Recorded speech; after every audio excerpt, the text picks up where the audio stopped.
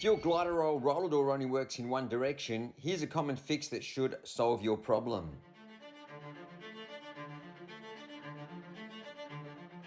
The most common problem is usually the limit switch. Now there's two limit switches, one is for closing and one is for the opening cycle.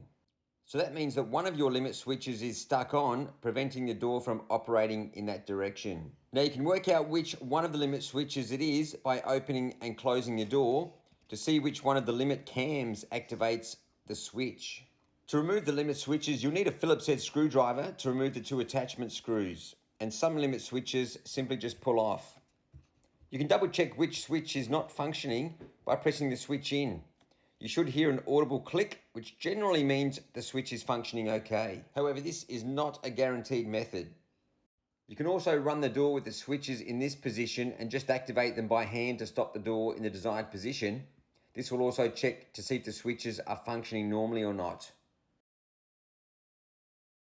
Another common issue with newer Gliderol openers is the plug and the wiring.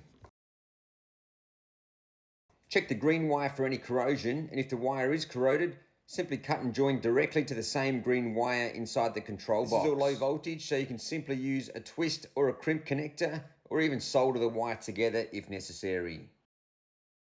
So now that we've found the problem limit switch, which is going to be replaced, then it's just a matter of screwing the limit switches back onto the motor housing. And then once you have the limit switch secured back in place, just check the accuracy of the limit cams to make sure they don't need adjusting as well.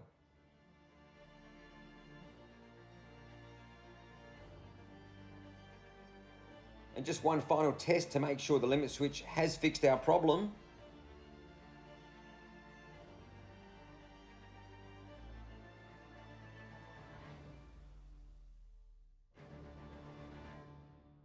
This door goes up and down quite nicely and stops on the limit switch cam as well. So now we know the door works just fine. You can simply tighten up those limit screws completely. Both limit switches are working as they should to stop the motor in the desired position. But if your roller door is not stopping at the desired position you would like, you may need to loosen these three screws and just adjust those limit cams slightly so they hit on the switches at the same time you would like your door to stop.